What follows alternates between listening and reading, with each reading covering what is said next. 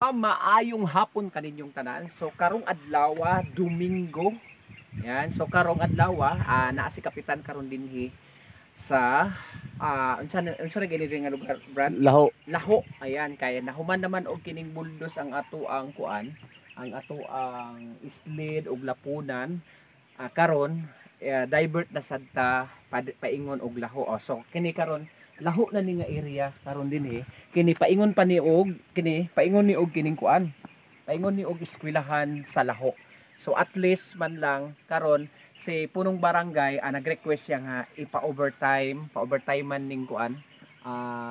Through initiative sa council nga pa-overtime man ni diri, and then sila na ang mag-obliga ani nga kay sila may nagpa-overtime. Yan. So paingon na ni dito sa sapa, and then padritso pa yun dito sa may eskwelahan sa Laho. So at least man lang ang mga bata daw nga nag-eskwela sa kuan paingon og kining Campos Santos o dito sa Marilog, diri na sila balhin na sila dinhi sa Laho kay naa na may kalsada nga maagian nila. So karon dako-dako nang agi kay medyo nagpa-overtime ang atong punong barangay karon. So makita nato karon nga naa pa diri ang bako karon, nag-relax sila kay ting paniud to. Ayan. So munit karon ang council nag-throw initiative na lang gyud sila nga mapadali ang trabaho samtang init pa ang panahon. And then nagsunod pod ganiha didto ang grabeling, kung nakita ninyo sa video, nagsunod pod ang grabeling dito. So pas-pas ang trabaho tungod kay Sabado, Domingo nagapa-overtime gyud ang ato ang punong barangay para mapadali ang trabaho.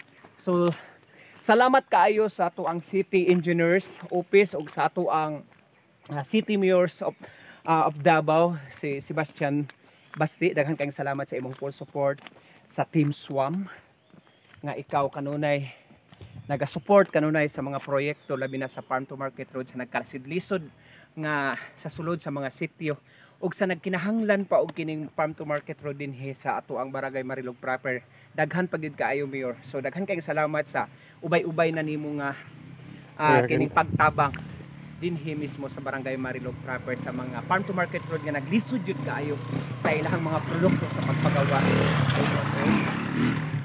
taas sa paingon sa highway sa ilang mga produkto. Daghan kayong salamat gikan sa Barangay Council ug labi na kay punong barangay Inday Swam. Daghan kayong salamat pod sa imong full support sa ato ang administration karon sa Barangay Marilog proper. Ayan, thank you so much, Mayor. God bless. Bye. Bye.